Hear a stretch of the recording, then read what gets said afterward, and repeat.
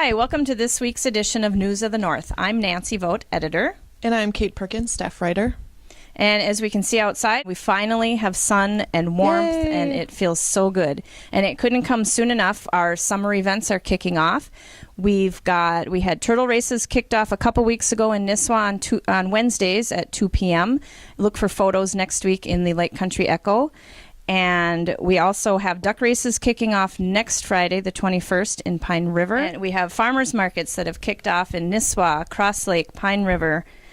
Last weekend we had the Nisswa Stammen, and I know Kate was there in Nisswa taking some photos and actually enjoying it. Yeah, there was a lot of great music there. It was really cool.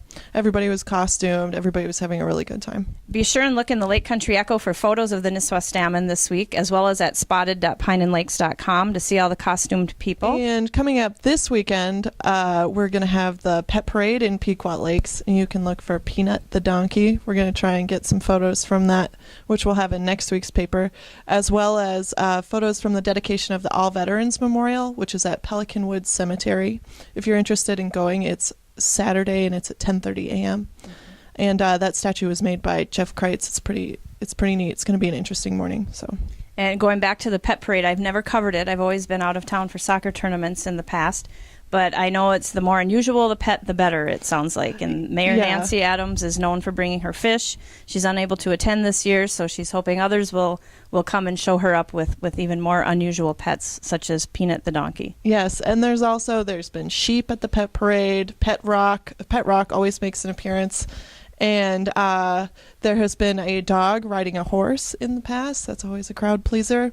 People dress up their dogs. It's a lot of fun. Be sure to take that in. That's this Saturday at 11 a.m. in Pequot Lakes.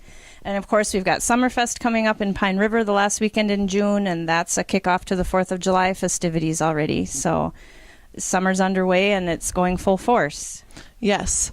Also, in next week's paper, we're going to have information on a planning and zoning hearing that was held in Cross Lake at the community center last Tuesday.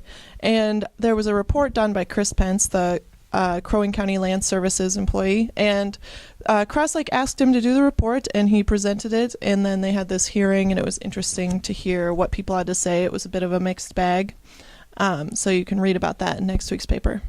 So besides all the fun events, there's also the newsy events continue to go on as well. Yes. So, and be sure and pick up the Pine River Journal and Lake Country Echo this week. We do have in our Prime, that's our special section that's in both papers this week.